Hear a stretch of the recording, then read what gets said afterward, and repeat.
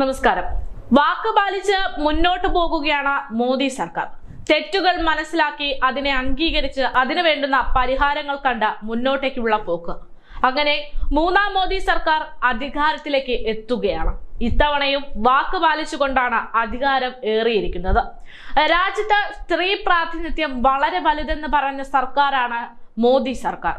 ആ വാക്ക് അദ്ദേഹം എപ്പോഴും കാത്തു സൂക്ഷിക്കുകയാണ്.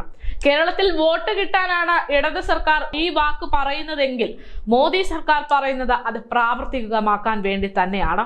അങ്ങനെ ഇത്തവണയും മോദി മന്ത്രിസഭയിൽ വനിതകൾക്ക് അവസരം നൽകിയിരിക്കുന്നു എന്ന റിപ്പോർട്ടുകൾ പുറത്തു വരുന്നു. മൂന്നാം മോദി സർക്കാരിന് കീഴിൽ വരുന്ന മന്ത്രിസഭയിലും വലിയൊരു പ്രാതിനിധ്യം സ്ത്രീകൾക്ക് നൽകിയിട്ടുണ്ട്. പുതിയ മന്ത്രിസഭയിൽ 7 വനിതാ എംപിമാരാണ് ഇക്കുറി സ്ഥാനം പിടിച്ചിരിക്കുന്നത്. മുൻ ധനമന്ത്രിയായ നിർമ്മല സീതാരാമൻ ഇക്കുറിയും മന്ത്രിസഭയിൽ അംഗം തന്നെയാണ്. നിർമ്മല സീതാരാമന് പുറമെ BJP MP ആയിട്ടുള്ള അന്നപൂർണ ദേവി, ശോഭ കരന്തലജെ, രക്ഷാ ഖാദ്സെ, സാവിത്രി താക്കൂർ, നിമുബൻ ബംബാനിയ, അബ്ന ദൾ MP ആയിട്ടുള്ള അനുപ്രിയ പട്ടേൽ, മറ്റ് മന്ത്രിമാർ എന്നിവരാണ് അവർ. ഇതിൽ നിർമ്മല സീതാരാമനും അന്നപൂർണ ദേവിക്കുമാണ് ക്യാബിനറ്റ് പദവി നൽകിയിരിക്കുന്നത്. മറ്റ് 5 പേരും സഹമന്ത്രിമാരായി തുടരും. സഹമന്ത്രി സ്ഥാനമുള്ള 5 പേരും മന്ത്രിസഭയിലെ പുതുമുഖങ്ങളാണ് എന്നതും ശ്രദ്ധേയം.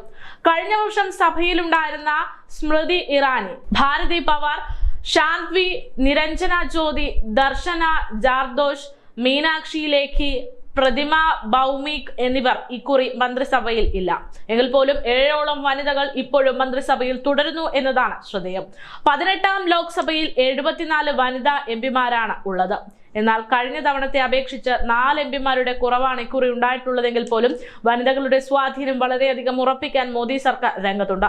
2019 കേരളത്തിൽ നിന്നുള്ള UDF MP രമ്യ ഹരിദാസ് ഉൾപ്പെടെയുള്ളവരായിരുന്നു വനിതകളായി അവിടെ ഉണ്ടായിരുന്നത്.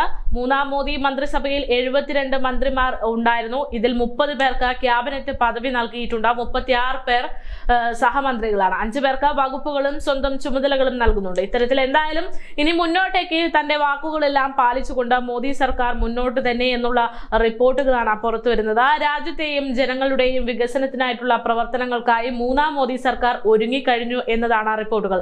കഴിഞ്ഞ ദിവസം മന്ത്രിസഭാ യോഗത്തോടെ പുതിയ സർക്കാരിന്റെ പ്രവർത്തനങ്ങളെല്ലാം ആരംഭിച്ചിട്ടുണ്ട്. കഴിഞ്ഞ ദിവസമാണ് പ്രധാനമന്ത്രിയുടെ NDA സർക്കാർ സത്യപ്രതിജ്ഞ ചെയ്ത് അധികാരമേൽക്കുന്നത്.